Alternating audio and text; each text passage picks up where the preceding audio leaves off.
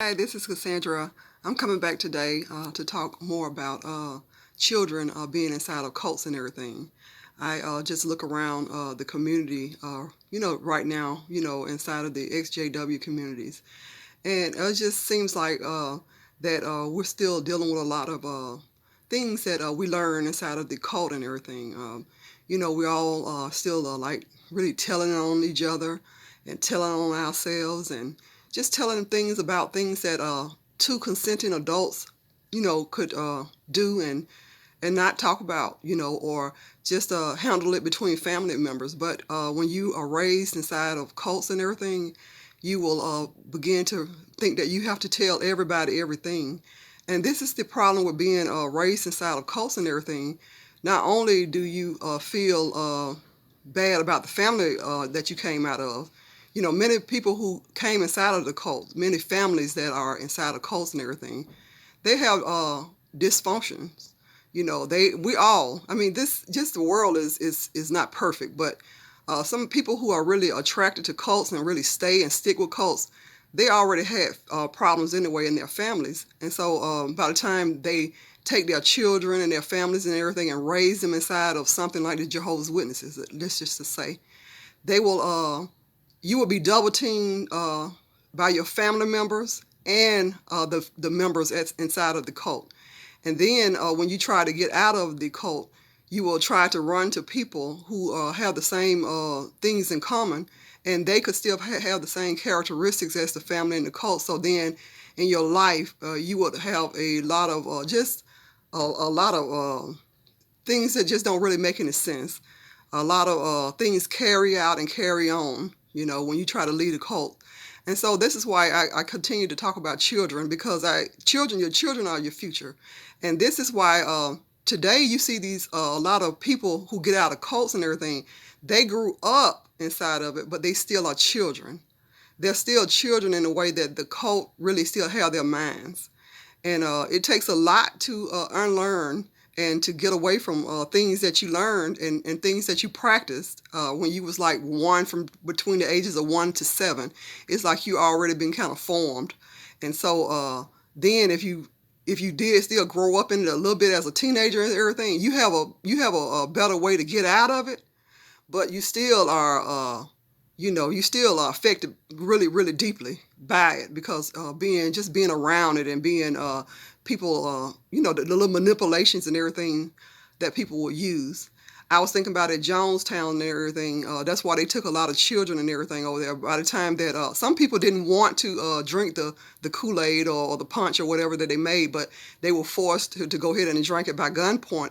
But the children, they had no choice. So children are forced to do things that they wouldn't have never been thinking about doing anything like that. And so they really deserve protection. But the people who grew up inside of cults, who never really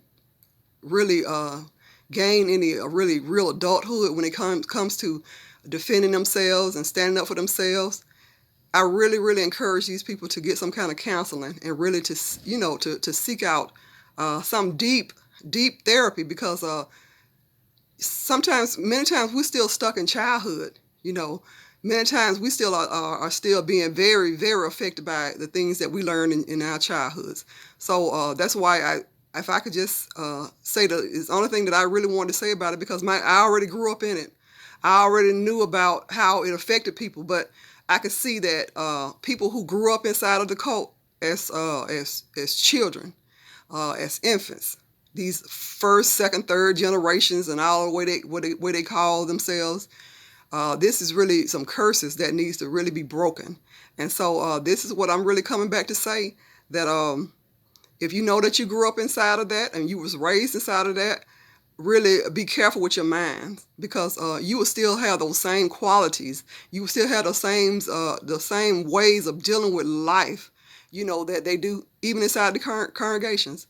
So anyway, if a politician came into the community and asked us, what do you want?